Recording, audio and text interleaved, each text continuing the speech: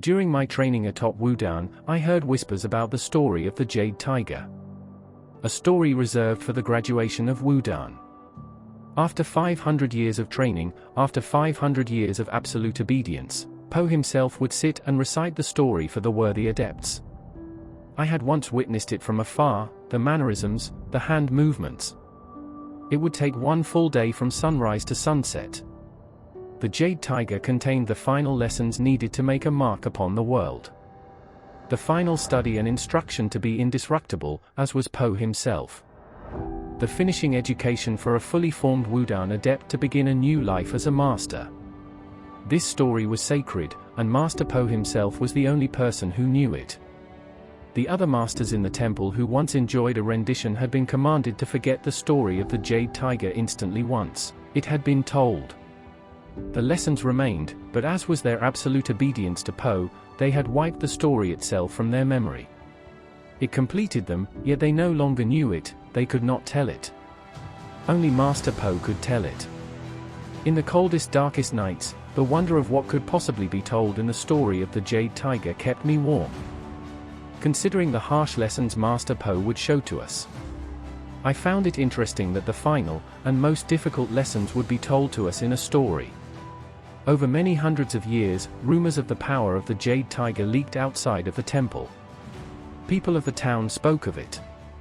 The 500 years of work were uninteresting to the village folk. But the story.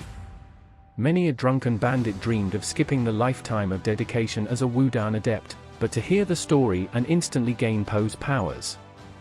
Bravery and groups go hand in hand, and one day a group of 100 heavily armed bandits arrived at Wudan's gates as us adepts swept the courtyard. Po calmly walked out to confront them, alone. "Tell us the story of the Jade Tiger," they commanded. The 100 bandits roared and waved their swords in the air. A threat. With his head perfectly still, Po's eyes moved slowly from left to right, calculating the effort required to kill all single-handedly. Then, he smiled. "Very well, it's been a while since I've enjoyed it myself. Please, take a seat."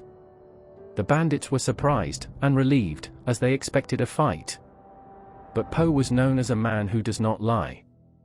Po is too honorable to trick an opponent into a state of unreadiness. The bandits sat cross-legged and like excited children, gave their full attention. They were about to learn the secrets of Wudan, and true to his word Po began his rendition of the Jade Tiger. We continued sweeping the already spotless floor from sunrise to sunset, afraid to stop without Po's command, and watched in awe as he told 100 unworthy bandits Wudan's greatest secret. I was angry. I couldn't believe it. What am I training for? I swept the floor and stared into the field, watching Po's rendition. I could see the mannerisms, the hand movements. And exactly like the rendition I witnessed before, exactly as the sun set, Po bowed. The story had been told. The secret had been told. I watched as the bandits stood up and began muttering, trying to identify the lessons in what they had just heard. Scratching their heads. Confused. Disappointed. The crowd slowly grew louder and angrier. Eventually, a burly bandit drew his sword and pointed it at Po's neck. That story was Wudan's greatest secret? I didn't learn anything. I don't feel anything. You tricked us. Tell us the real story. Po, unwavering with the blade against his throat, calmly replied. I do not lie. I told you the legend of the Jade Tiger. The bandit scowled and pressed the sword's tip deeper into Po's neck. Why do students have to enslave themselves for 500 years, to hear that? Maybe I blinked at exactly the wrong time, or perhaps I was a little too far away to see Po's arms move. Although it seemed as if he remained perfectly still, I heard an audible gasp from the still-sitting bandits. The burly bandit's sword was broken clear in two as he collapsed into a lifeless pile on the field.